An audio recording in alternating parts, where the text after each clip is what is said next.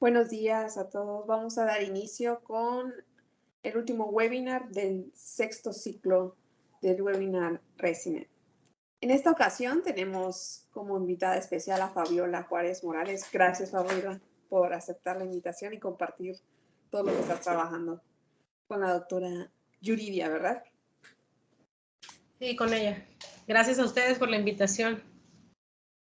Gracias. Bueno, pues como bien saben, el webinar Resinen, Red de Educación para la Innovación de Educación Matemática, pues tiene esos objetivos de invitar, por supuesto, a investigadores, pero también a estudiantes que estén desarrollando algo en el área ya sea de educación matemática como tecnología educativa.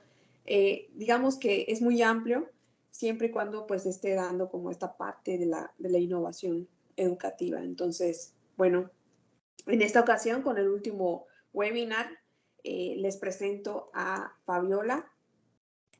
Me voy a permitir leer su semblanza. Ella es Fabiola Juárez Morales, licenciada en Ciencias y Tecnologías de la Información para la Unidad Académica de Ciencias y Tecnologías de la Información en Acapulco de Juárez. Actualmente cursa la maestría en Innovación de la Práctica Docente de Matemáticas en la Facultad de Matemáticas Acapulco. Realiza su trabajo de tesis sobre el aprendizaje de la probabilidad a partir del desarrollo de las ideas fundamentales de estocásticos en nivel medio superior. Y bueno, hay varios artículos publicados que si gustan se los puede compartir, solo que nos envíen un correíto y con mucho gusto se los hacemos llegar. Y bien, Fabiola, te comentamos que vas a tener 45 minutos para presentar tu trabajo y hasta que terminen su trabajo, que explique su trabajo Fabiola, perdón, vamos a dar unos minutos para poder platicar con la ponente, preguntas, dudas, comentarios y finalmente vamos a dar por cierre el webinar, pero también al sexto ciclo del seminario. Muy bien, Fabiola, te dejo los micrófonos. Ok, muchas gracias. Voy a compartir. Me avisan cuando ya esté la presentación en grande, por favor. Ya se puede visualizar, Fabiola. Ok, pues buenos días a todos los presentes en la sala. Antes que todo, les doy las gracias por la invitación que me hicieron el día de hoy para estar con ustedes compartiendo un poco sobre los avances de mi proyecto de investigación, el cual lleva por título Las ideas fundamentales promovidas en estudiantes de nivel medio superior a través de una propuesta didáctica basada en los enfoques de la probabilidad y en la simulación de un modelo de urna. Este proyecto está siendo realizado en conjunto con la doctora Yuridia Arellano García. Pues bueno, la presentación seguirá la siguiente estructura. Iniciaré con una breve introducción, posteriormente platicar un poco sobre los antecedentes, sobre el marco teórico, posteriormente el marco metodológico, cuál fue el proceso del análisis de los datos o cuál está siendo el proceso de ese análisis, planteamiento de algunos primeros resultados y discusión y conclusiones al final. Pues bueno, inicio con la introducción. Pues a niños y adultos cotidianamente se nos presentan situaciones de tipo aleatorio. Muchas veces nos vemos obligados a tomar decisiones que son de importancia, las cuales terminamos tomando en base a nuestras intuiciones primarias, lo que vienen siendo nuestras creencias arraigadas. Esto nos reduce las posibilidades de que podamos tomar buenas decisiones que sean basadas en datos y de manera razonada, es decir, de manera consciente. Para tomar decisiones en este tipo de situaciones, se requiere que desarrollemos un pensamiento estocástico. Y por esto, en los planes y programas de estudio de la SED de 2017, se establece que la enseñanza de la probabilidad se inicie en cuarto grado de primaria, donde se espera que los estudiantes aprendan a diferenciar situaciones aleatorias de situaciones deterministas. Ya en secundaria se espera la enseñanza de la probabilidad frecuencial, de la probabilidad clásica y de eventos mutuamente excluyentes. Ya en bachillerato se abordan conceptos estocásticos un poco más difíciles, como es la probabilidad conjunta, la probabilidad condicional, y se finaliza con la enseñanza del teorema de Bayes. Pero a pesar de lo planteado en los planes y programas de estudio, en la práctica a estos temas se les asigna poca importancia, ya que se ha encontrado que ya sea por falta de disposición de los profesores, por falta de conocimientos, tal vez regularmente no se abordan. O si se llegan a abordar es con explicaciones generalizadas, donde predomina la enseñanza desde el enfoque clásico de la probabilidad Es decir, a partir de proporcionar definiciones, fórmulas, teoremas que los estudiantes no comprenden, que al paso del tiempo van olvidando y que no saben aplicar a su contexto cotidiano. Debido a esto, los estudiantes van avanzando en sus niveles escolares, presentando diversas dificultades en la comprensión de conceptos estocásticos fundamentales. Y pues bueno, en el proceso de enseñanza-aprendizaje de la probabilidad ha sido estudiada desde diversos marcos teóricos. Por ejemplo, Batanero en el 2005 considera los significados históricos de la probabilidad, desde los enfoques intuitivo, clásico, frecuencial, subjetivo y axiomático, sugiriendo que estos enfoques deben incluirse progresivamente en los distintos niveles de la educación. Por su parte, Grandi y colaboradores en el 2009 retomaron la socioepistemología a partir de 4 perspectivas, que son la didáctica, la cognitiva, la epistemológica y la social, considerando que el estudiante aprende mediante prácticas, aquí mediante realizar experimentos aleatorios mediante simulaciones dinámicas, es decir, implementando la tecnología. Ribeiro y colaboradores en el 2018 retoman el aprendizaje significativo, considerando que un juego didáctico, en este caso ellos usan el juego bingo, que resultó ser un buen organizador previo, que va a servir como aprendizaje significativo de la probabilidad, donde se considera que los estudiantes a partir de esto van a generar sus sumidores que van a servir como puente para el aprendizaje significativo de estos contenidos. Ojeda en 1994 propone 3 ejes rectores para la comprensión de estocásticos en el sistema educativo. Estos son el epistemológico, el cognitivo y el social, donde se considera que la interacción entre estos 3 ejes, los estudiantes pueden arribar a la comprensión de esa probabilidad. Pues bueno, diversos investigadores se han centrado en investigar cuáles son esas dificultades y sesgos de razonamiento probabilístico en los que caen los estudiantes cuando enfrentan tareas de tipo aleatorio. Han encontrado en las dificultades que los estudiantes no saben cuál es la relación que hay entre el enfoque frecuencial y el enfoque clásico, que llegan a tener estimación errónea del espacio muestral y por lo tanto tienen estimación errónea de la probabilidad clásica de los eventos. Además de que no saben identificar las distintas situaciones donde debe ser aplicada la probabilidad conjunta. Respecto a los sesgos, se han encontrado sesgos como el de falacia del jugador, el sesgo de equiprobabilidad y el sesgo de confusión entre la probabilidad condicional y conjunta, entre otras muchas dificultades y sesgos que han sido reportados en la literatura. Enseñanza, aprendizaje de la probabilidad, se considera importante que los estudiantes experimenten con situaciones de tipo aleatorio. La enseñanza de la probabilidad desde el enfoque frecuencial, estos experimentos se requieren que se realicen una gran cantidad de veces. Sin embargo, como todos sabemos, por el poco tiempo destinado por una clase, muchas veces esta situación no puede darse. Y debido a esto, diversos investigadores refieren que esta problemática puede ser solucionada a partir de la modelación de situaciones aleatorias mediante sistemas computacionales, es decir, mediante realizar simulaciones dinámicas. Se ha encontrado que realizar simulaciones, los estudiantes pueden realizar el experimento aleatorio una gran cantidad de veces en muy poco tiempo, contribuyendo a crear situaciones motivadoras en la clase. Se facilita la representación, la interpretación y la observación de resultados de un experimento aleatorio. Y lo más importante es que contribuye a desarrollar o a mejorar intuiciones probabilísticas en los estudiantes, que es lo que queremos al final de cuentas. Por todo lo planteado, el objetivo de esta investigación es diseñar una propuesta didáctica para la enseñanza de la probabilidad que es dirigida a estudiantes de nivel medio superior. Para el diseño de esta propuesta nos estamos basando en las ideas fundamentales de estocásticos, en los enfoques de la probabilidad y en la simulación de un modelo de urna. Respecto a la pregunta de investigación que perseguimos, es decir, la que buscamos responder, nos refiere a identificar las ideas fundamentales de estocásticos que se promueven con dicha propuesta didáctica en estos estudiantes. Pues bueno, para el diseño de la propuesta consideramos los 3 ejes rectores que propone Ojeda en 1994. Estos son el eje epistemológico, el cognitivo y el social. En el eje epistemológico retomamos las ideas fundamentales que propone Heitel en 1975. Estas ideas fundamentales son 10, que son las que ustedes pueden ver en el recuadro, y Heitel define las ideas fundamentales como aquellas que proporcionan al individuo en cada etapa de su desarrollo modelos explicativos tan eficientes como sea posible y que difieren en los distintos niveles cognitivos, no de manera estructural, sino en su forma lingüística y en sus niveles de elaboración. Heitel sugiere que estas 10 ideas fundamentales deben ser abordadas sobre un currículo en espiral, partiendo desde un plano intuitivo hasta poder arribar a la formalidad que sea posible. Las ideas fundamentales son medida de la probabilidad, espacio muestral, la regla de la suma, la regla del producto de independencia, equidistribución y simetría, combinatoria, modelo de una simulación, variable aleatoria, ley de los grandes números y muestra.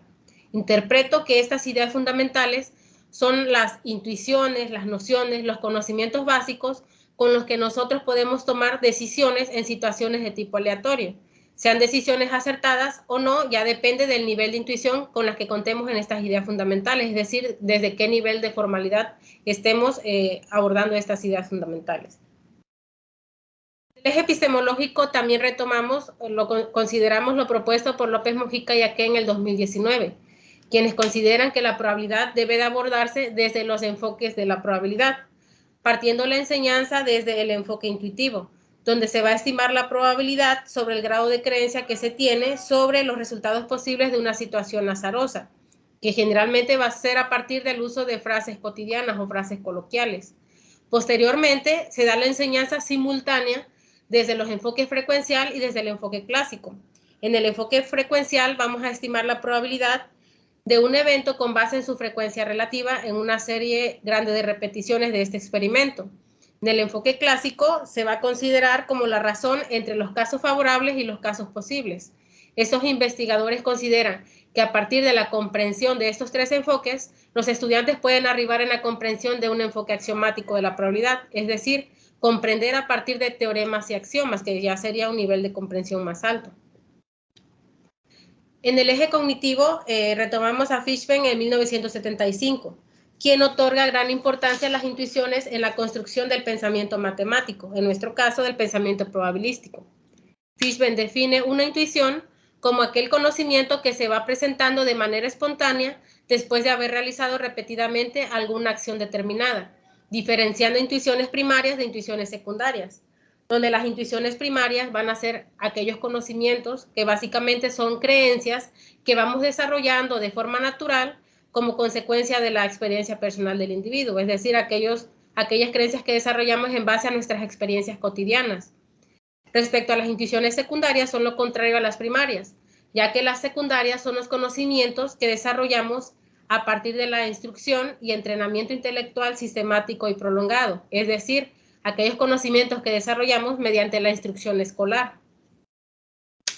En el eje social, Sterling en el 2005 considera que el conocimiento matemático es construido por la interacción social en el aula, y para que se construya debe haber una interacción entre estudiante-estudiante, estudiante-profesor y estudiante con los vértices del triángulo epistemológico, que es el que ustedes pueden ver en la imagen. Este triángulo está compuesto por tres componentes. El primero es el objeto, el signo y el concepto, donde el objeto va a ser aquella situación de referencia que va a promover la actividad intelectual del individuo o del sujeto.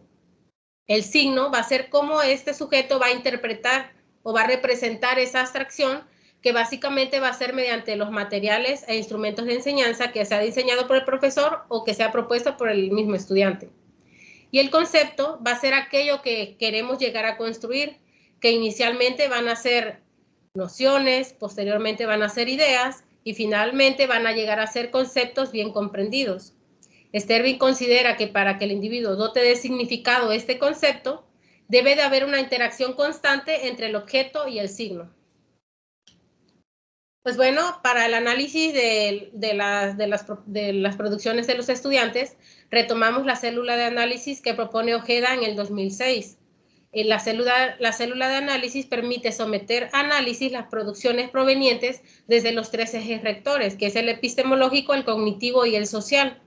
En este caso, retomamos 4 criterios de análisis, que son ideas fundamentales de estocásticos, otros conceptos matemáticos, incluyendo los números naturales, el cero, las operaciones aritméticas básicas, la razón, es decir, aquellos conceptos de los que hacen uso los estudiantes en los argumentos. Otro criterio son los términos empleados, que vamos a observar cuáles son esas frases o palabras que van a aludir a las situaciones azarosas o situaciones estocásticas, ya sea frases técnicas o cotidianas. Respecto a los recursos semióticos, vamos a observar si los estudiantes llegan a usar gráficas, figuras, diagramas, signos numéricos o usan la lengua natural escrita. Además, nosotros incluimos las intuiciones y los enfoques de la probabilidad.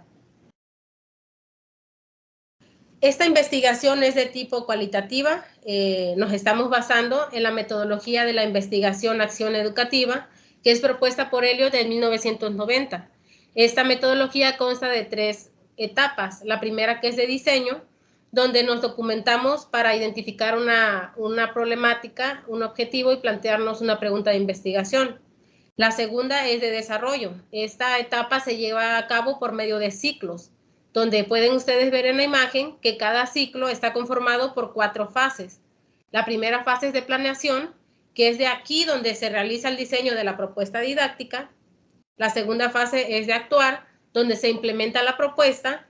La tercera es de observación. Esta fase se lleva a cabo en el momento de la implementación y posterior a ella, a partir de observar lo que pasa en la clase y después observar videograbaciones que se realizan, observaciones de bitácoras de observación o revisión de algunas notas que se van realizando en el momento de la clase. Ya la siguiente fase es la de reflexión, donde se reflexiona en base a los resultados obtenidos en las 3 fases anteriores, para poder reiniciar un ciclo con el objetivo de ir rectificando esa propuesta didáctica, de irla rediseñando para irla mejorando. En nuestro caso, en esta investigación llevamos a cabo 4 ciclos. Los primeros 3 ciclos fueron a modo de prueba. Todos ellos fueron implementados en modalidad virtual con estudiantes de diferente grado. Por ejemplo, el primero fue en secundaria, el segundo fue en bachillerato, el tercero fue en licenciatura. Todos ellos para ir mejorando, refinando la propuesta didáctica, que incluye 6 actividades de enseñanza y un simulador de tómbola en versión web. Ya el ciclo 4 se hizo el rediseño final de la propuesta y donde obtuvimos los datos para someter los análisis y posteriormente poder presentar los resultados. Bueno, como les comenté, la propuesta didáctica incluye el diseño de un simulador de tómbola en versión web, el cual fue diseñado y programado especialmente para ser implementado en esta investigación y que se ajustara a la propuesta didáctica.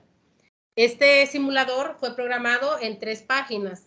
La primera es la página de inicio, donde se muestra una imagen que da una perspectiva a la situación de referencia, que en nuestro caso usamos el juego de la tómbola. La segunda página es de opciones, donde el estudiante elige la cantidad de canicas que va a verter a la tómbola y elige si se van a hacer extracciones con o sin reposición, ya que estamos considerando extracciones sucesivas aleatorias de 2 canicas.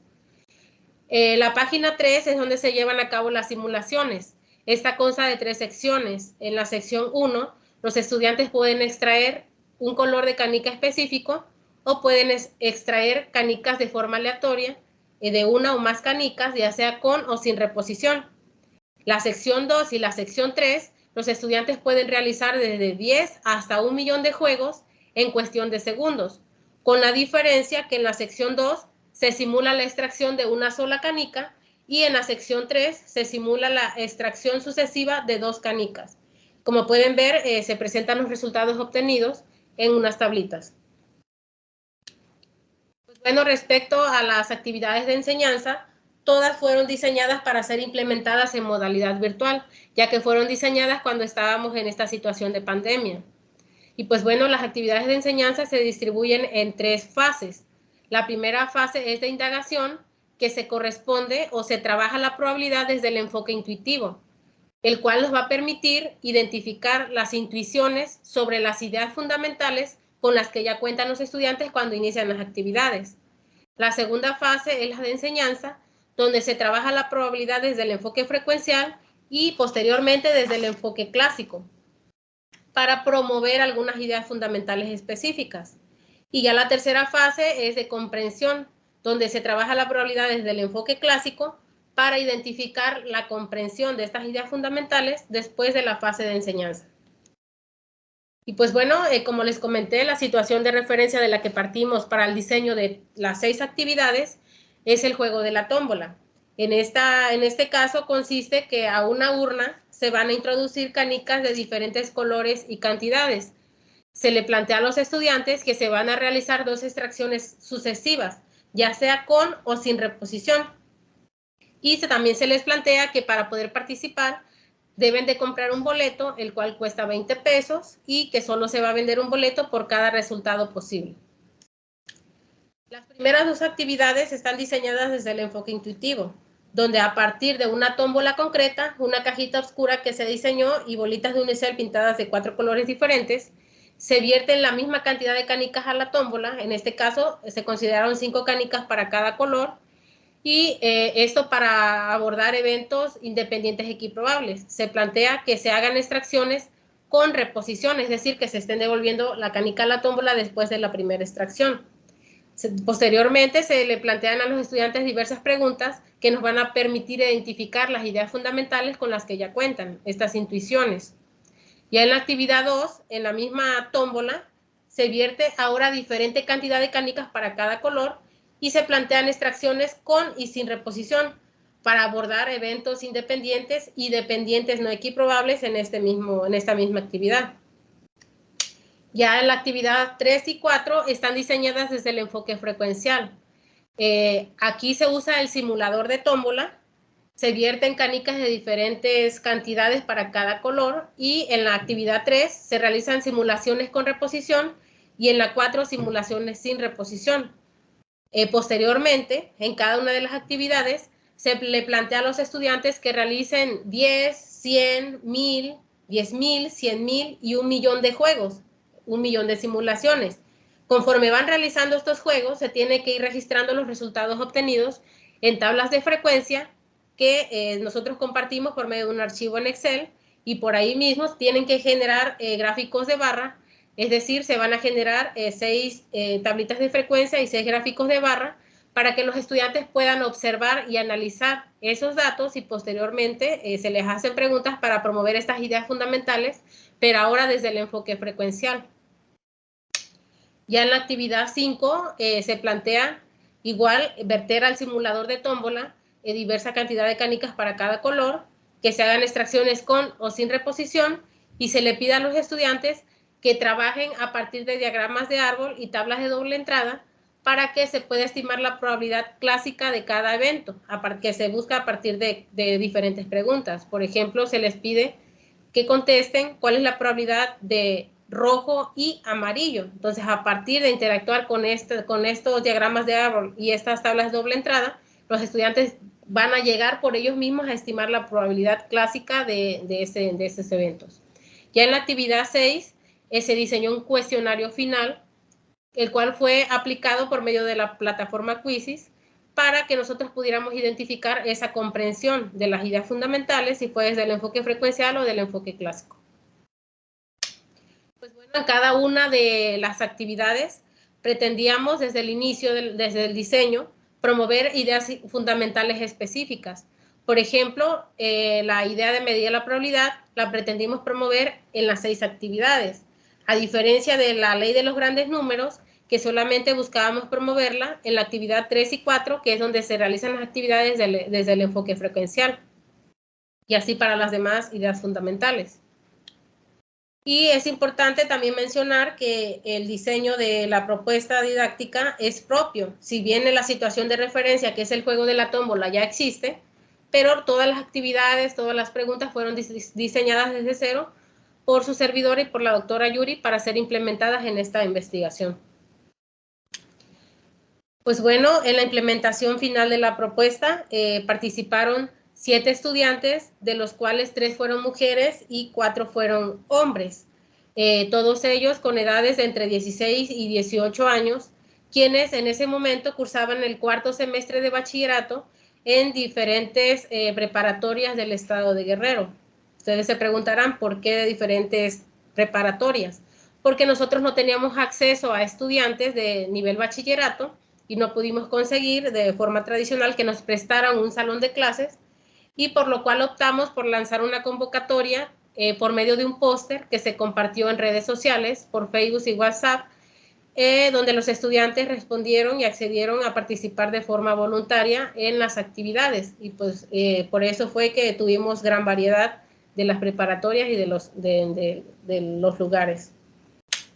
Y pues bueno, para la recolección de los datos diseñamos 5 hojas de trabajo y el cuestionario que se compartió por medio de Quizzes.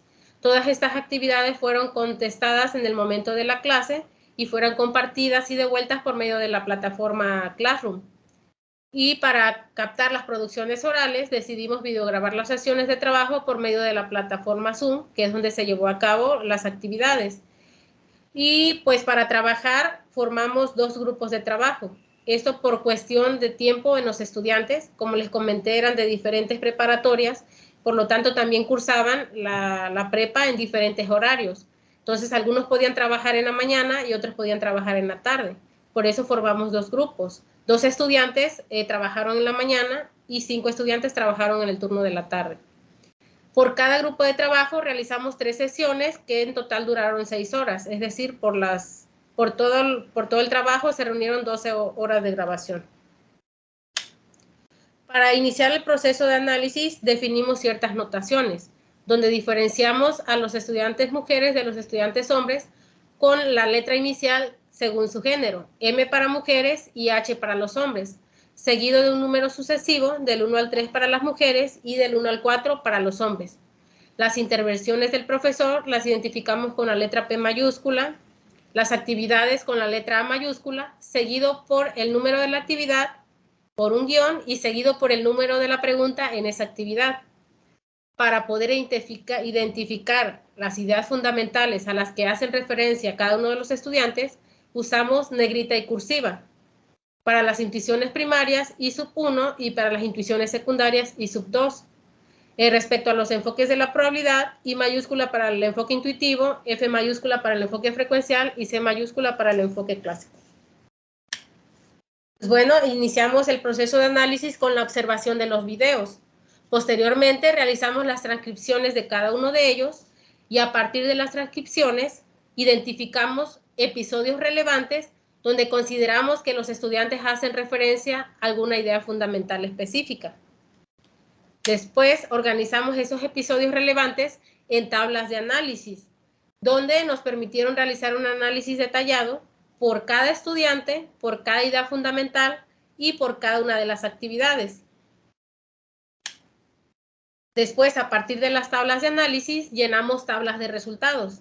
La que pueden ustedes ver en la pantalla es la tabla de resultado obtenido para la estudiante H1, donde en las celdas verdes pueden observar aquellas ideas fundamentales que pretendíamos promover desde la planeación y que realmente se lograron identificar o promover en las producciones de cada uno de los estudiantes. Las celdas que están de color azul son aquellas ideas fundamentales que no teníamos contempladas promover desde el diseño, pero que fueron trabajadas por los estudiantes.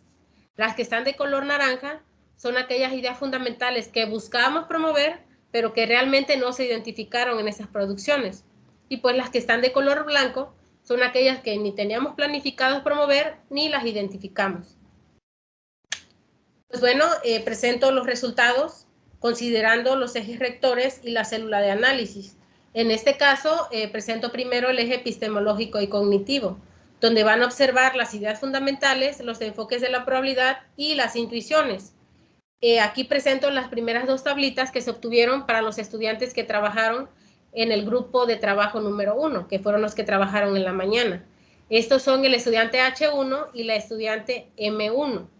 Ustedes pueden observar en la tablita del estudiante H1 que desde el inicio de las actividades se lograron identificar la mayoría de las ideas fundamentales, a excepción de la regla del producto y de probabilidad condicional.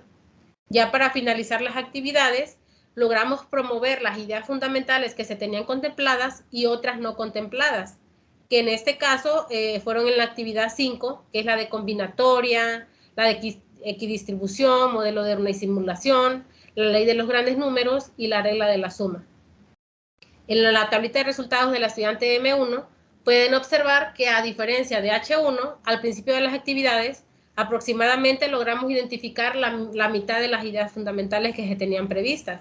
Pero ya para finalizar, ya como que hay una equivalencia con el estudiante H1, que promovimos las que teníamos contempladas y otras que no teníamos contempladas.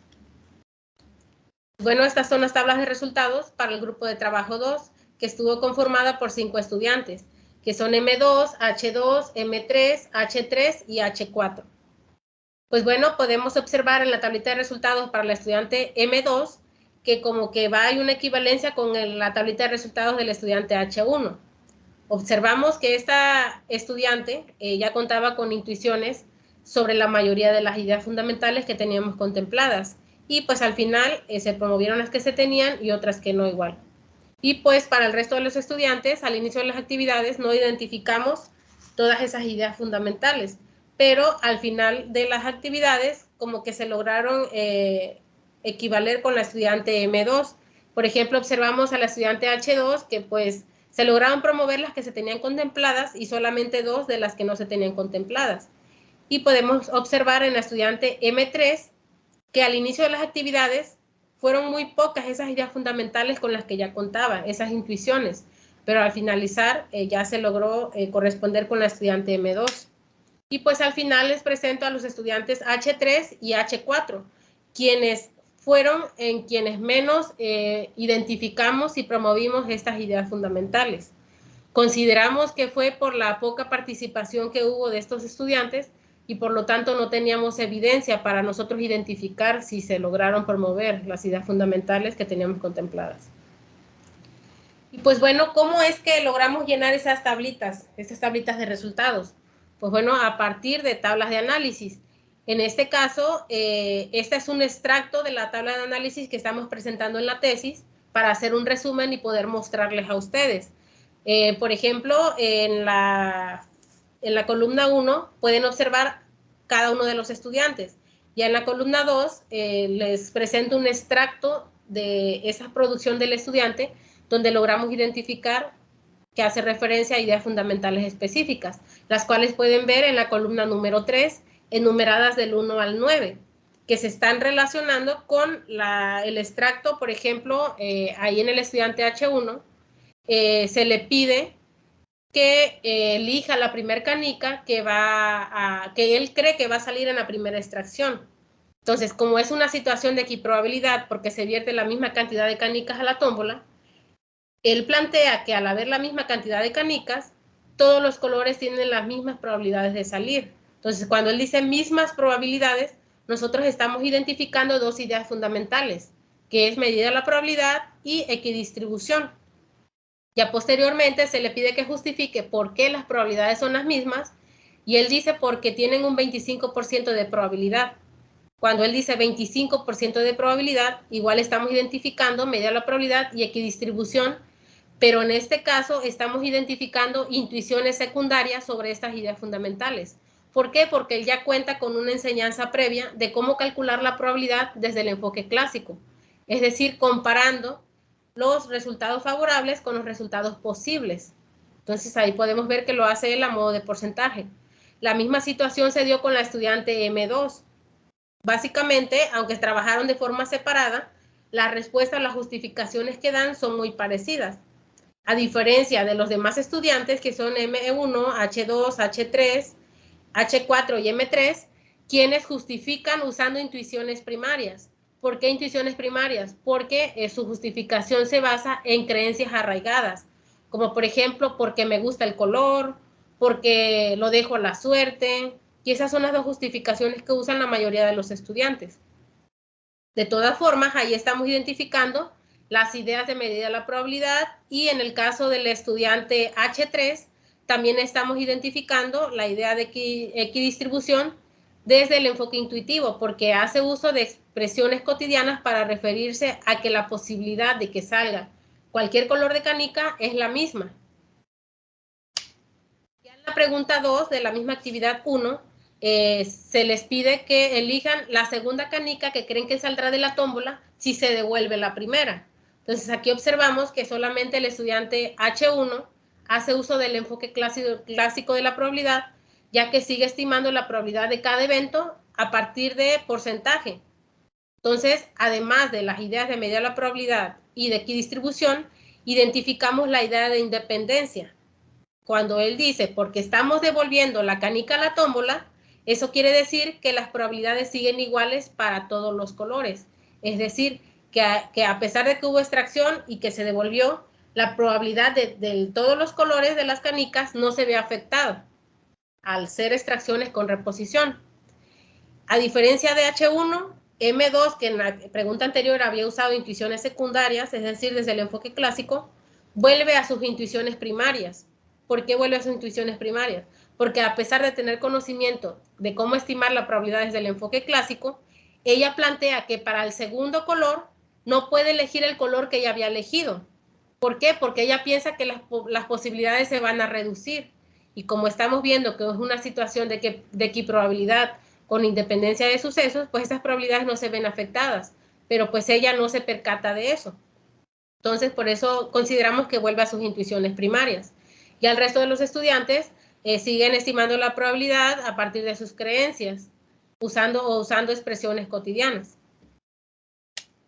En la pregunta 3 se les pide qué tan posible es que se gane el doble de la apuesta con los colores que ayudaste a elegir. Es decir, qué tan posible es que ganes con el primer y el segundo color que elegiste. Aquí la situación de referencia nos lleva a usar la conjunción, porque estamos pidiendo la probabilidad de que salga el primer color y que salga el segundo. Entonces, aquí con esta pregunta nosotros los queríamos orillar a que ellos relacionaran estos dos eventos. Solamente observamos que el estudiante H1 los relacionó, pero no con la conjunción, sino con la disyunción, porque él propone, en este caso, la regla de la suma para estimar la probabilidad de estos dos eventos. Él dice, pues la probabilidad del primer color era del 25 y del segundo también del 25, lo sumo y la probabilidad queda en el 50%. Entonces, relacionó estos dos eventos, pero no lo hizo de la forma correcta. Pero pues fue un avance el que los lograra relacionar. A diferencia de los demás estudiantes que no lograron relacionar, podemos ver que la estudiante M2 vuelve a estimar la probabilidad del primer evento y del segundo, pero ahora desde el enfoque clásico, como que ella rectifica su respuesta y considera que para el primero es del 25 y para el segundo color que eligió también es del 25%, pero no logra relacionar estos eventos como lo hace H1. Observamos que H2, el estudiante H2, y creo que fue el único, cambia su respuesta, ya no están usando la probabilidad desde el enfoque intuitivo.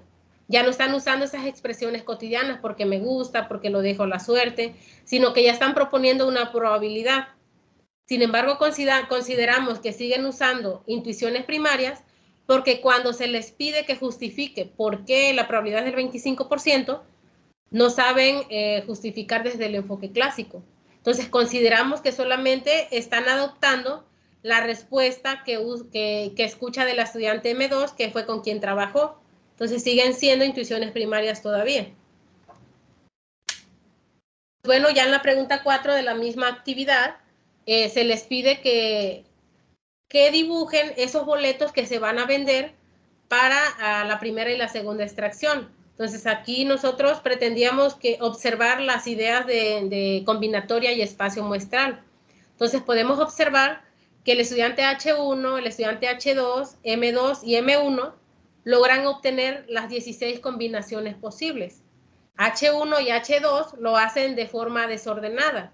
Y pues observamos que les cuesta mucho trabajo obtener esas 16 combinaciones, a diferencia de M2 y M1, que lo hacen de forma ordenada y de esta forma se les facilita más obtener esas 16 combinaciones. H4 solamente logra obtener 10 combinaciones posibles, igual con mucha dificultad, y H3 y M3 no logran obtener esas combinaciones. Consideramos que sí se promovieron las ideas fundamentales de combinatoria y espacio muestral, pero en este caso usando intuiciones primarias, porque no observamos que estos estudiantes ya contaran con esos conocimientos de cómo obtener esas combinaciones. Tuvimos que ayudarles un poquito realizando extracciones de la tómbola, decirles, pues, El primer resultado puede salir rojo y el segundo puede salir azul. Entonces ahí hay una combinación posible. Y a partir de eso ellos ya se idearon de cómo obtener las siguientes combinaciones. Bueno, ya en la pregunta 6 de la actividad 1, para contrastar los resultados obtenidos en un juego y los resultados que ellos proponían, se hizo un juego, se realizaron 2 extracciones sucesivas y ellos observaron que la combinación de colores que ellos proponían no sale ganadora. Entonces se les pregunta por qué ocurre eso. Entonces aquí todos los estudiantes hacen referencia a la idea de variable aleatoria, porque relacionan el juego con una situación de azar y consideran que al haber muchos resultados posibles, no es seguro que la combinación que ellos eligieron salga la ganadora. Entonces, cada uno de ellos lo hace a su forma. Por ejemplo, M1 dice, pues no gané porque esto es un juego de azar y no sabemos qué color va a salir. H3 dice, no gané porque hay probabilidades de que ganes o también hay probabilidades de que pierdas. Entonces, de esta forma nosotros identificamos la idea de variable aleatoria. Ya en la actividad número 2, que se aborda una situación de no equiprobabilidad con dependencia e independencia de sucesos, se le pide a los estudiantes que eligen una combinación de colores que ellos creen que saldrá ganadora si se realizan extracciones con reposición. Ustedes pueden decir, es la misma pregunta que en la actividad anterior, pero en este caso, como hay diferente cantidad de canicas dentro de la tómbola, esperamos respuestas diferentes. En este caso, tanto H1 como la estudiante M2 siguen proponiendo la probabilidad de esa combinación desde el enfoque clásico. H1 sigue relacionando estos dos eventos mediante la regla de la suma. M2 sigue sin relacionarlos. Y el resto de los estudiantes se fijan en la cantidad de canicas que hay dentro de la tómbola para tomar esa decisión. Entonces, consideramos que M1, H2, H3 siguen usando intuiciones primarias, porque consideramos que ya empiezan a usar intuiciones secundarias cuando ya hacen uso del enfoque clásico.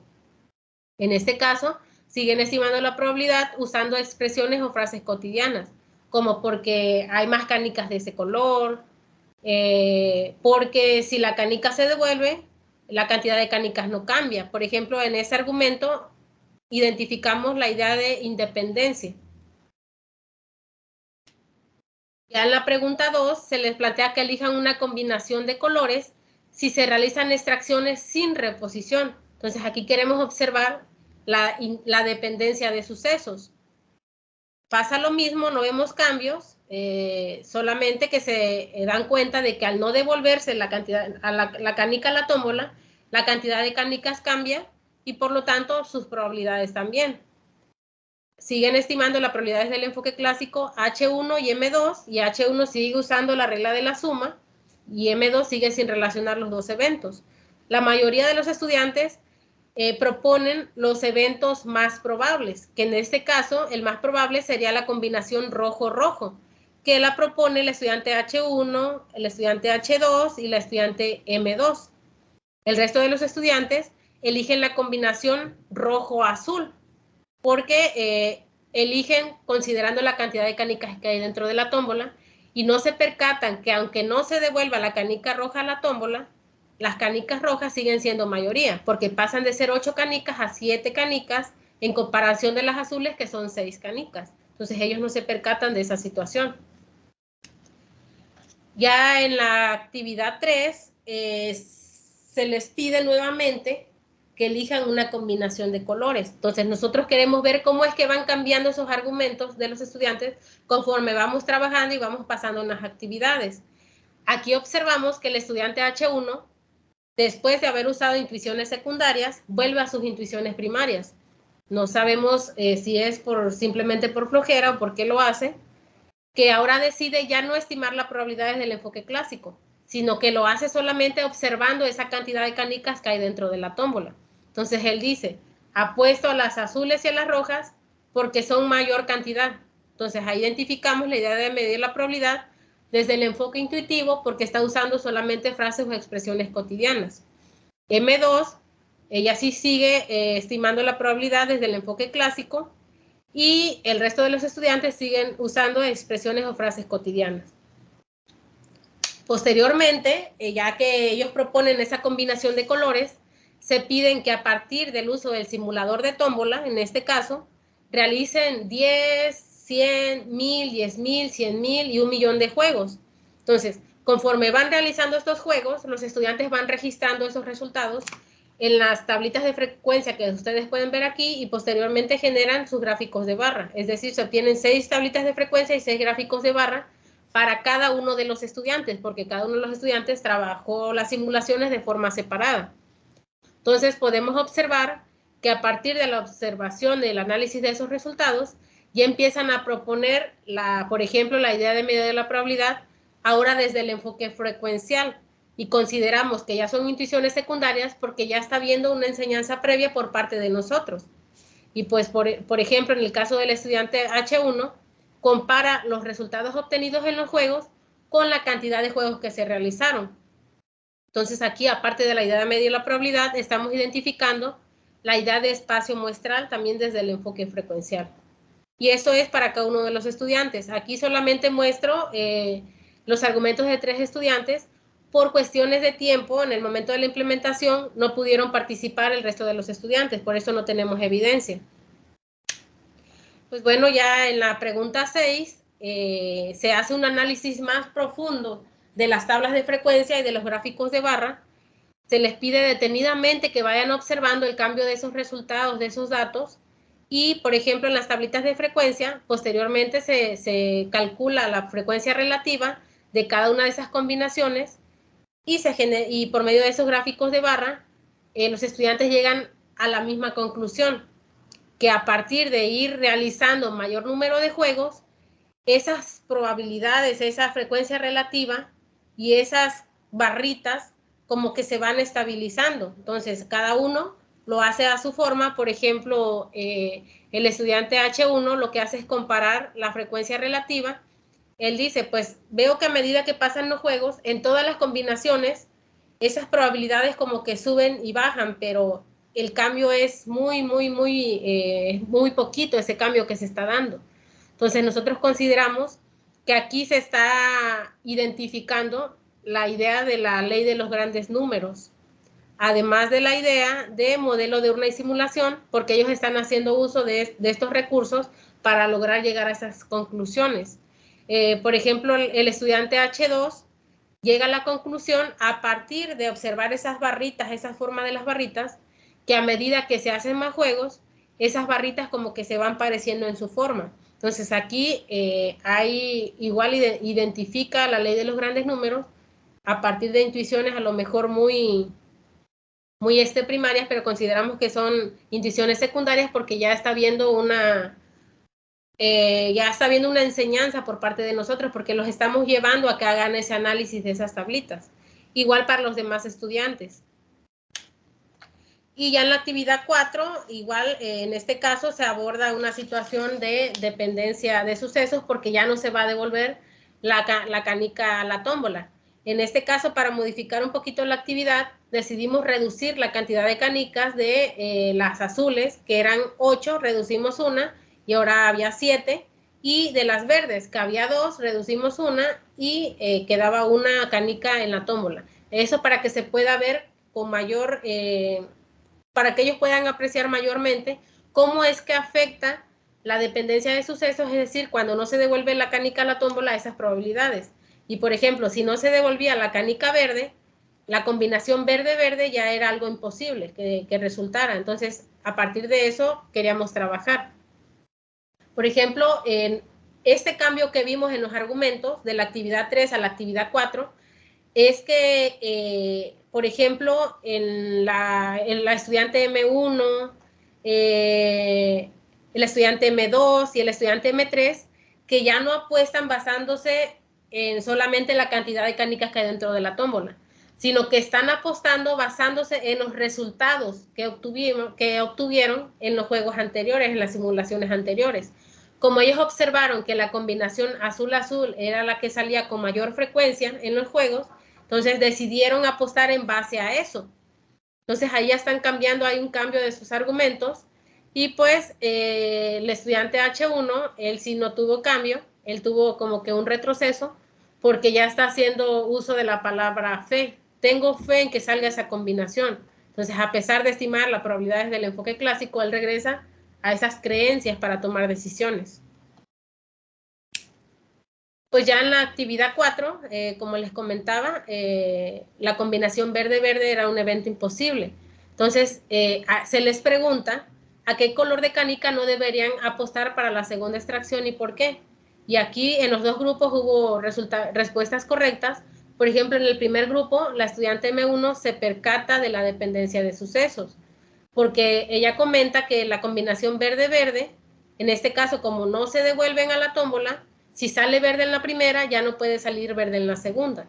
Entonces, estamos viendo aquí dependencia de sucesos, pero la idea fundamental sería independencia, porque ahí mismo se hace referencia a la independencia y la dependencia de sucesos. Igual lo mismo para la estudiante M2. Ya, por ejemplo, en la actividad 5, como ya se había trabajado la probabilidad desde el enfoque intuitivo, desde el enfoque frecuencial, ahora lo íbamos a trabajar desde el enfoque clásico. Y se le pide a los estudiantes que propongan una forma de estimar la probabilidad de esos dos eventos sin considerar los juegos que se habían realizado.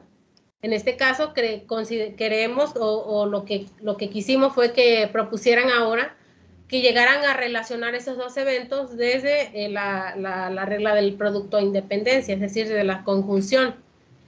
En este caso, los estudiantes se les pide que usen diagramas de árbol y tablas de doble entrada. Nosotros les proponemos que usen esos recursos, a los que ellos comentan que no conocen cómo se haría un diagrama de árbol o una tabla de doble entrada. Entonces, nosotros ya íbamos preparados con esos archivos para poderlos ayudar y poder que ellos pudieran trabajar y avanzar en la actividad. Entonces, el estudiante H1 sigue proponiendo desde el enfoque clásico ahora y con la regla de la suma. Observamos que la estudiante M1 adopta esa postura del estudiante H1, porque ella también dice que para la probabilidad de rojo y rojo que propone H1, la probabilidad sería del 0.66. Entonces, ella lo que está proponiendo es de decimales, pero pues el resultado es el mismo. Ya en el grupo 2, la mayoría se queda callado, a diferencia de M2, que dice que pues la probabilidad se calcula comparando los resultados favorables con los resultados posibles, es decir, desde el enfoque clásico, pero pues no relaciona esos dos eventos. Y M3 dice que para calcular la probabilidad tenemos que hacer los juegos como en las actividades anteriores. Entonces ahí estamos identificando la idea de modelo de urna y simulación, porque ella hace referencia a eso desde el enfoque frecuencial y a partir de intuiciones secundarias. Y pues bueno, para sacar a los estudiantes H1 y M1 de ese sesgo que siempre quieren usar la regla de la suma, y para los estudiantes del grupo 2 que no llegan a relacionar esos eventos, decidimos usar ejemplos más cotidianos, más contextualizados. Aunque el juego de la tómbola ya es algo cotidiano, pero quisimos llevarlo más a su contexto. El ejemplo que propusimos para los dos grupos es el siguiente. Vas a la fiesta solo si te lleva Pedro o José. Y vas a la fiesta solo si te lleva Pedro y José. Entonces, aquí nosotros lo que queríamos es que ellos pudieran diferenciar la disyunción de la conjunción, es decir, la I de O. Entonces, en los dos grupos lograron eso. Por ejemplo, aquí la estudiante M2 dice que la probabilidad disminuye en la segunda situación, porque es más difícil que acepten ir los dos a la fiesta, acompañarla a la fiesta.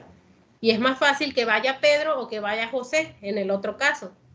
Entonces consideramos que aquí sí lograron diferenciar y relacionar estos eventos. Ahora, posteriormente nos los llevamos al ejemplo que estábamos trabajando, que era con las extracciones. Les preguntamos, ¿es más fácil que salga rojo o azul o que salga rojo y azul? Entonces, todos distinguieron que es más fácil la primera situación con la O. Pero en este caso, como estábamos trabajando la conjunción, el evento que nosotros proponemos es menos probable. Ya posteriormente, cuando ellos logran eso, nos los llevamos nuevamente al simulador de tómbola. porque a pesar de que aquí ya habían distinguido la regla de la suma de la del producto, no sabían cómo relacionar esos eventos. Entonces nos los llevamos al simulador y les propusimos que hicieran 1.000.000 de juegos para la combinación azul-azul. Y ellos observaron que en todos los resultados que estaban obteniendo cada uno de ellos, la probabilidad de azul y azul estaba aproximadamente entre el 14 y el 15%. Entonces aquí el estudiante H1 se da cuenta que la probabilidad de esos colores que él propone es muy alta. Entonces él solito dice, no, pues no creo que sea con una suma, pero pues no sé cómo lo tengo que obtener. Entonces, posteriormente, para que ellos pudieran relacionar eso, nosotros como profesores sacamos un archivo de Excel y fuimos poniendo en las filas y en las columnas los resultados posibles para la primera y para la segunda extracción, como pueden ustedes ver en la figura. En este caso, solamente para las canicas azules. Entonces, para que ellos pudieran obtener todas las combinaciones posibles y la cardinalidad del espacio muestral, como que les dimos un empujoncito. Dijimos, pues, a ver, si se hacen extracciones con reposición, puede ser que en la primera extracción salga el azul 1 y la devolvemos, y en la segunda extracción también puede salir azul 1. Entonces ahí tenemos una combinación posible, azul 1, azul 1. Hasta ahí los dejamos. Ya les preguntamos cuál sería otra combinación posible, y a partir de ir viendo esa tablita de doble entrada, por ello solo surgió, pues puede salir azul 1, puede salir azul 2, azul 1, azul 3 y así sucesivamente. Entonces, hasta llegar a las 3 combinaciones, uno de los estudiantes propone que pues para la primera fila habría 7 combinaciones, para la segunda habría otras 7. Entonces, a partir de eso se les pregunta, ¿y para todas las canicas azules cuántas combinaciones habría? Ahí como que se quedan un ratito callados, pero ya posteriormente ya se dan cuenta que pueden obtener esas combinaciones o esa cardinalidad del espacio muestral a partir de multiplicar la fila de la cantidad de canicas de la primera extracción, que serían las azules, por las de la segunda. Entonces, aquí, por ejemplo, H1 dice, habría 49 resultados posibles. ¿Cómo lo obtuviste? Pues multipliqué las 7 canicas azules de la primera extracción por las 7 canicas azules de la segunda. Entonces, así nos los llevamos hasta obtener la mayoría de las combinaciones posibles para todos los colores.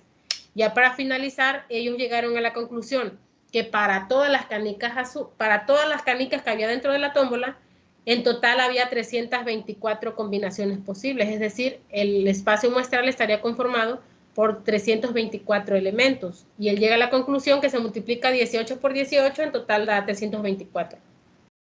Entonces, ya cuando habíamos logrado eso en los dos grupos, nos los llevamos al diagrama de árbol. Por ejemplo, aquí se ve la propuesta de H1 cuando dice que para rojo y rojo habría 12 de 18, porque suma 6 de 18 más 6 de 18, en total da 12 de 18. Entonces, como en el ejemplo nos habíamos basado en la combinación azul-azul, me los traje para acá, para la combinación azul-azul, y pues estimaron la probabilidad de los eventos por separado, 7 de 18 para la primera azul y 7 de 18 para la segunda azul, y como ya habían observado anteriormente que a partir del producto se obtenía todas las combinaciones posibles, entonces aquí ya, por ejemplo, se les hace fácil intuir que para la probabilidad de azul y azul se tiene igual que hacer un producto. Entonces ellos aplican el producto, 7 de 18 por 7 de 18, y en total se obtienen 49 de 324. Entonces eso lo proponen por ellos mismos, sin que nosotros le digamos, y en ese grupo 1, la estudiante M1 se da cuenta que se divide 49 entre 324, la probabilidad o la división arroja un 0.15, lo multiplica por 100 y ella dice, no, pues la probabilidad es del 15% o del 0.15, y es igual como nos salía cuando estábamos haciendo las simulaciones. Entonces, a partir de esto, ellos logran relacionar el enfoque frecuencial con el enfoque clásico a partir de la ley de los grandes números.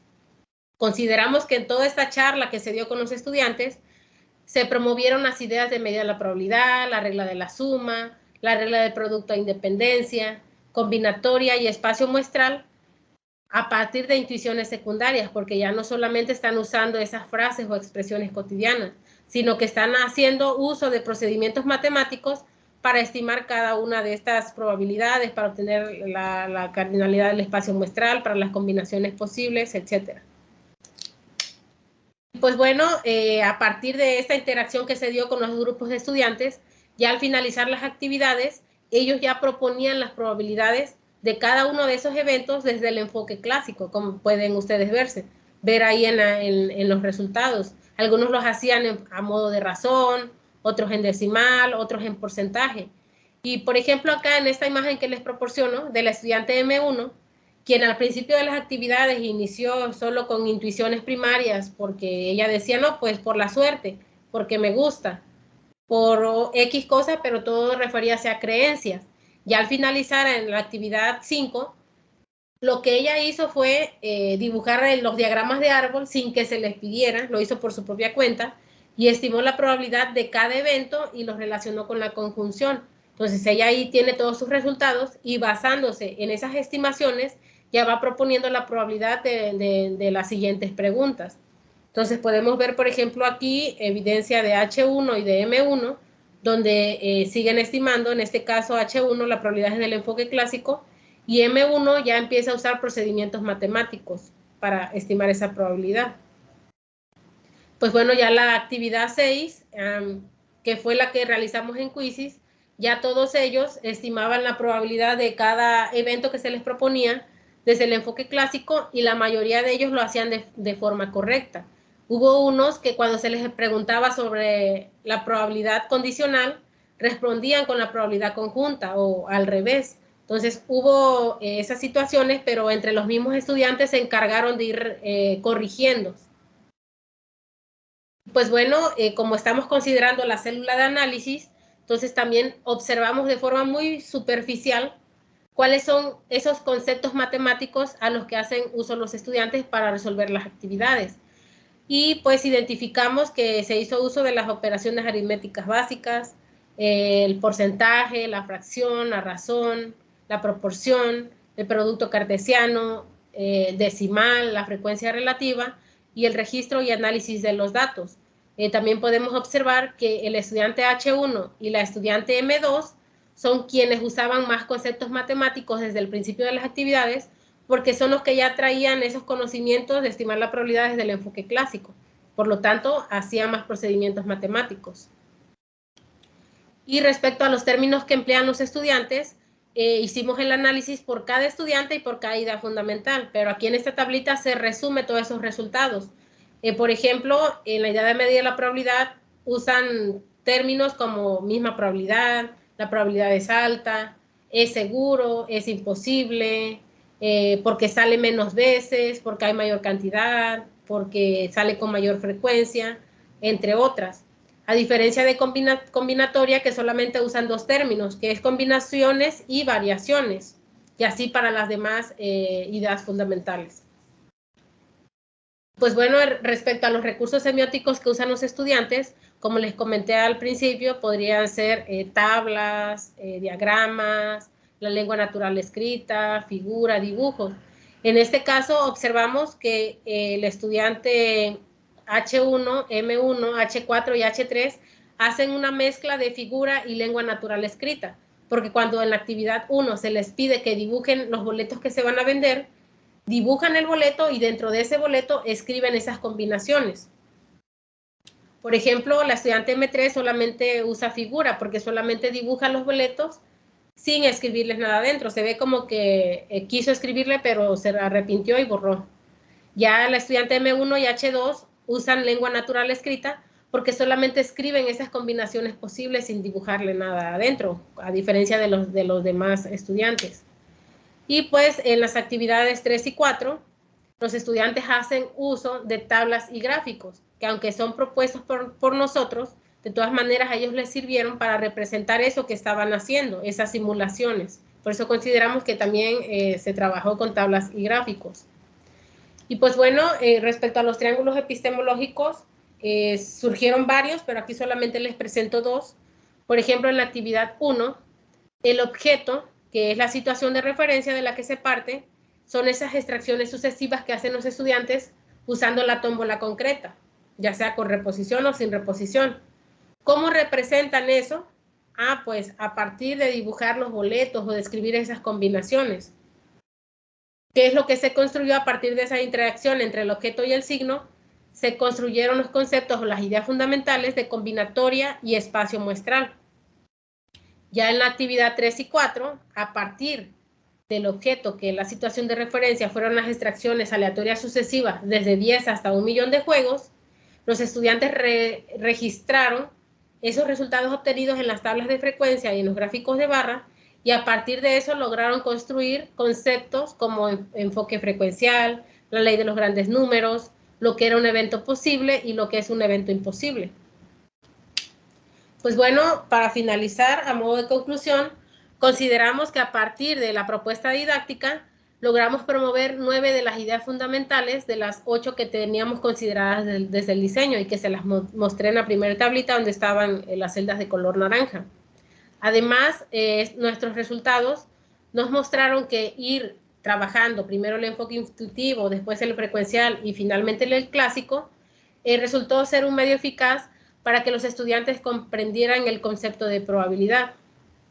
Además de que se lograron promover diversas ideas fundamentales, como es en medida la probabilidad, espacio muestral, la regla del producto, combinatoria, entre otras.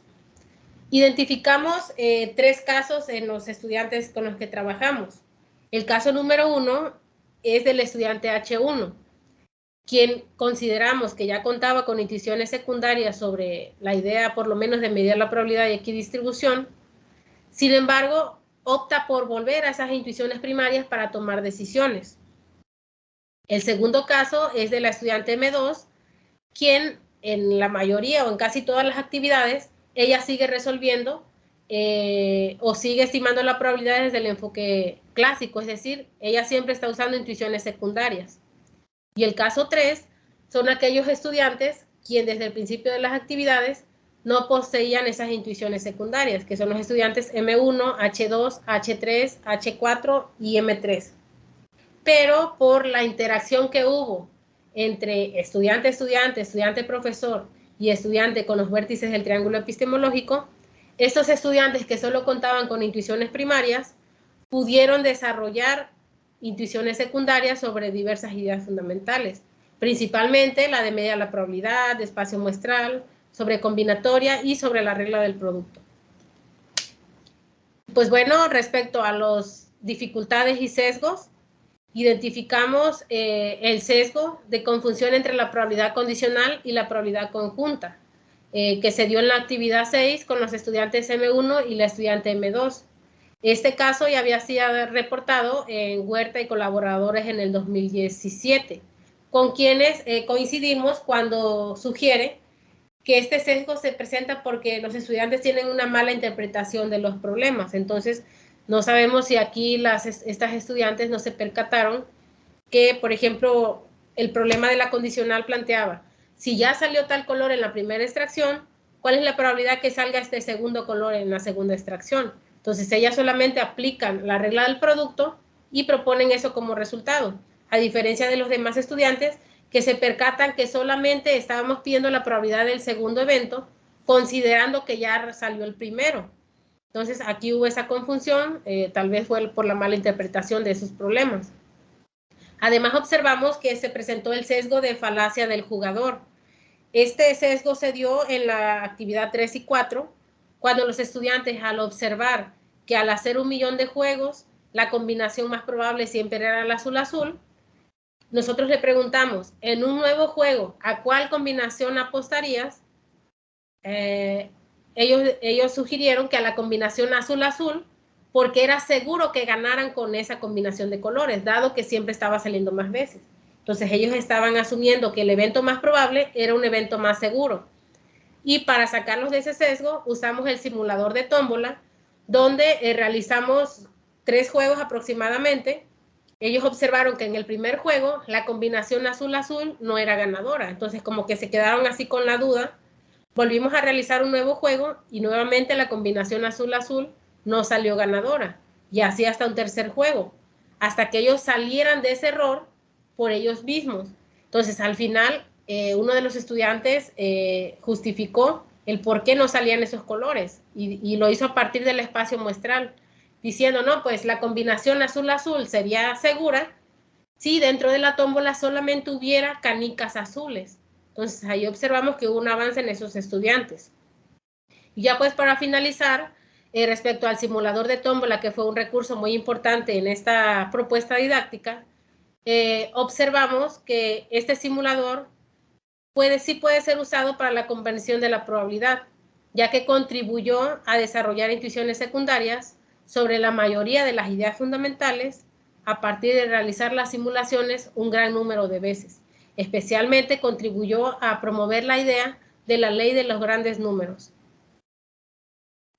Pues bueno, para finalizar, esas son las referencias bibliográficas que usé en la presentación. Por mi parte es todo. Y pues le doy las gracias por su atención prestada. Espero que no me haya tardado más del tiempo. Hola Fabiola, muchas gracias por compartirnos todo, pues todo este arduo trabajo. Se ve que han trabajado muchísimo tú y Yuri. Bueno, de hecho tenemos ahí unos entre 8 y 10 minutitos para preguntas, comentarios. Podríamos alzar la mano para hacerle comentarios a Fabiola. ¿Dejo de presentar para verlos o así me quedo? Como gustes, como gustes. Verlos no los veo. Me tienen las cámaras cerradas. Sí, podrían activar su cámara. Si no, pues ya levantando la manita. Así.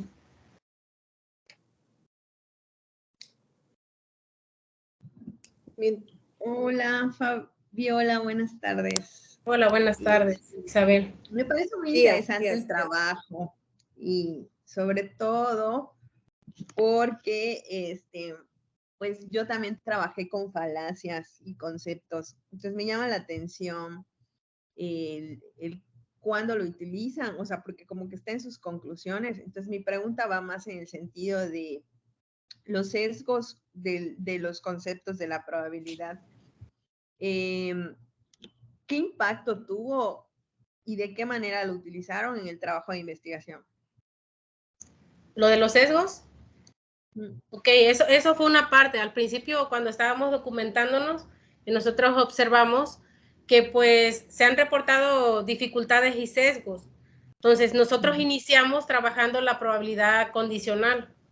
Entonces, respecto a la probabilidad condicional, se reportan muchísimos sesgos, que la mayoría de ellos refieren hacia eso, que fue a lo que nos referimos al principio.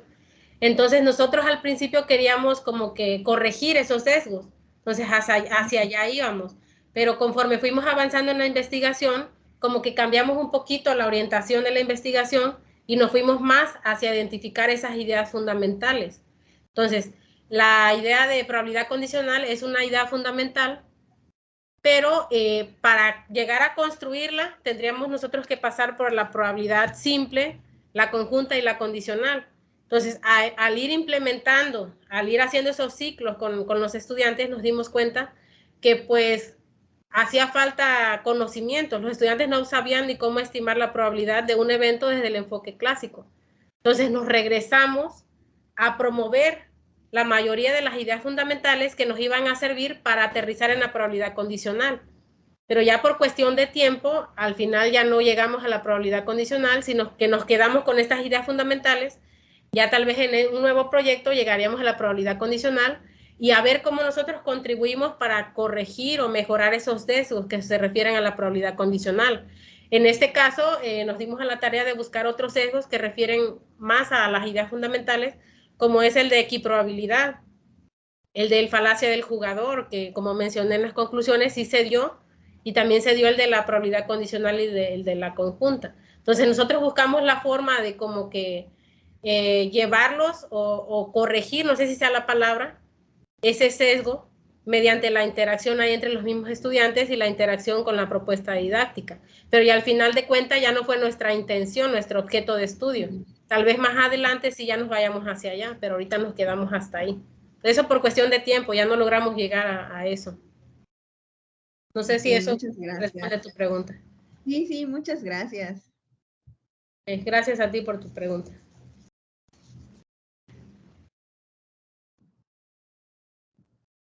Gracias, Fabiola. Gracias, Isa, por tu pregunta. ¿Alguien más? Georgina, Beatriz. Tenemos un par de minutitos antes de cerrar.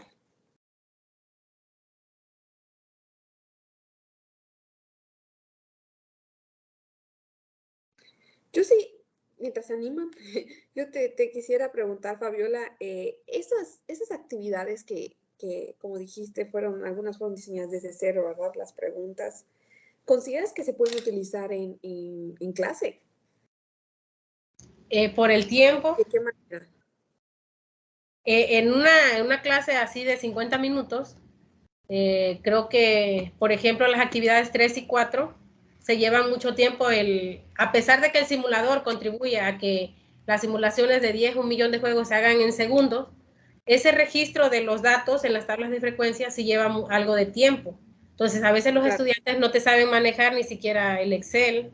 Por ejemplo, al principio consideramos, en una de esos ciclos fuimos a una preparatoria con estudiantes, con aproximadamente 15 estudiantes, presentamos el simulador y nosotros al principio pretendíamos que de ellos saliera, que ellos salieran a registrar eso como ellos pudieran, que ellos propusieran que registraran en las tablas de frecuencia y los gráficos.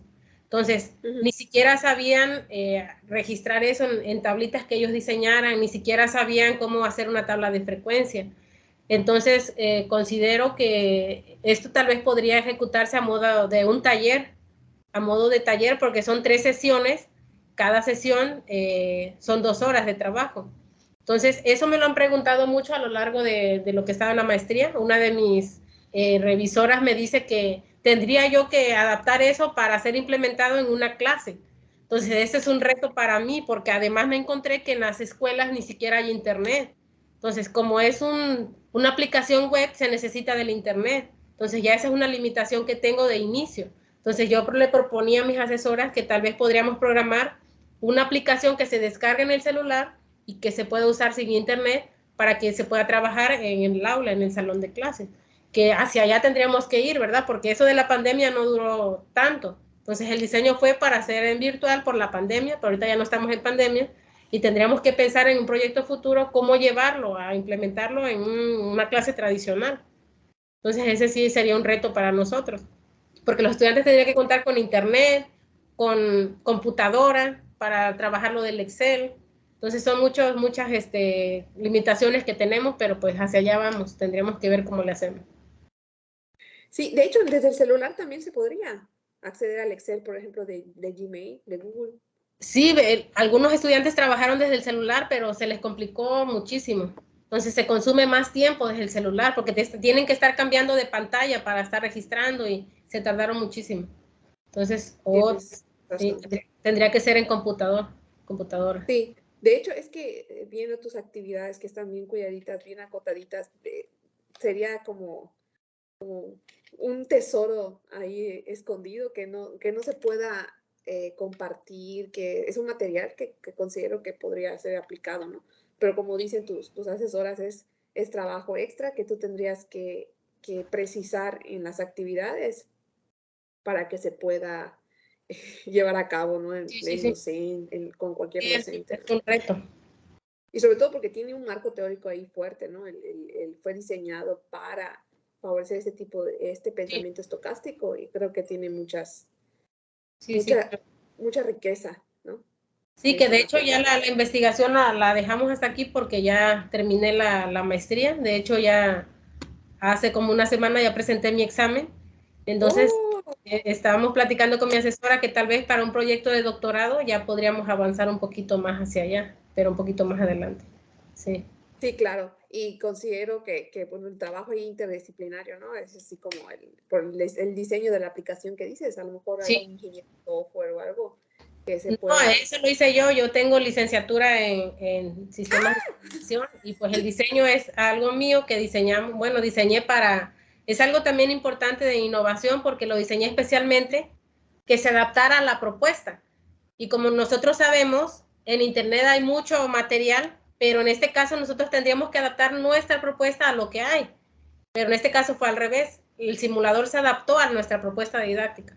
Entonces ahí fuimos haciendo cambios, conforme íbamos cambiando la propuesta, el diseño de las actividades, fuimos cambiando el simulador. Entonces tendría que ser trabajo mío llevarlo de programación web a algo de celular. Entonces Sí, ya sería correcto. pues. Sí. Oye, pues felicidades, Fabiola, es un súper, súper proyecto y creo que te llevas como muchos compromisos ahí en el tendidos. Sí. Y la verdad, yo soy súper interesada. Si le continúa, yo le voy a escribir ahí a Yupi para decirle, oye, ¿qué onda? Fabiola sí se animó para el doctorado. Sí, ahí me cae Porque, la doctora presionándome, dice ella, pues porque no me puedo ir sin hacer un doctorado y vamos a trabajar y ahí me cae. no, ya me imagino a Yupi Sí, su motivación, ¿no? sí. Ay, no le No, dio pues, bien que me Fabiola, motive la doctora a seguir adelante. Sí, felicidades, muchas, muchas, muchas gracias por sí, compartir gracias. esto. Yo creo que esto es lo enriquecedor de estos espacios que podemos extender, compartir, socializar esto que estamos trabajando y que, bueno, por cuestiones de tiempo a veces no tenemos justo eso, tiempo para compartir y que demás gente pueda tener acceso a los resultados de nuestra investigación, ¿verdad? Y Sí. bueno, agradecerte la invitación, agradecer a los participantes y bueno, vamos a dar ya el cierre del seminario y voy a permitir leer la constancia. Fabiola, se te va a enviar por correo electrónico. Muchas gracias. Normalmente usamos como compartir la constancia aquí, pero como tengo aquí donde accedo por cuestión del micrófono y aquí lo tengo para leer. Dale, una disculpa por fallas técnicas. Bueno, entonces, el Grupo de Investigación de Innovación para Educación Matemática otorga la presente constancia a la licenciada. De hecho, ya tienes el grado, ¿verdad? Sí, La ya. maestra. ¿Maestra en qué? Maestra en ciencias, innovación de Maestra la en práctica Ciencias, docente. a la maestra en Ciencias Fabiola Juárez Morales, por haber participado como ponente en el webinar de Red de Colaboración para la Innovación y Educación Matemática con las ideas fundamentales promovidas en estudiantes de nivel medio superior a través de una propuesta didáctica basada en los enfoques de la probabilidad y la simulación de un modelo de urna, llevado a cabo el 17 de mayo de 2023 en la plataforma Microsoft Teams. Firma la secretaria académica de la Facultad de Matemáticas, la maestra Marta Jaero Cumul, y la coordinadora de licenciatura en Enseñanza de las Matemáticas, la doctora Estelita García. Muchas gracias, Fabiola. Un aplauso virtual. Gracias a ustedes por la invitación. Me dio mucho gusto conocerla. Gracias, Fabiola. Y bueno, ahora sí iniciamos con el cierre del webinar, el sexto ciclo del cierre del grupo de la red de colaboración para la innovación y educación matemática. Y bueno, hacemos extensa la invitación para el siguiente ciclo que empezaría en agosto del 2023. Muchas gracias por su participación y estamos en contacto. Hasta luego. Gracias. Tenga lindo día. Bye. Igual.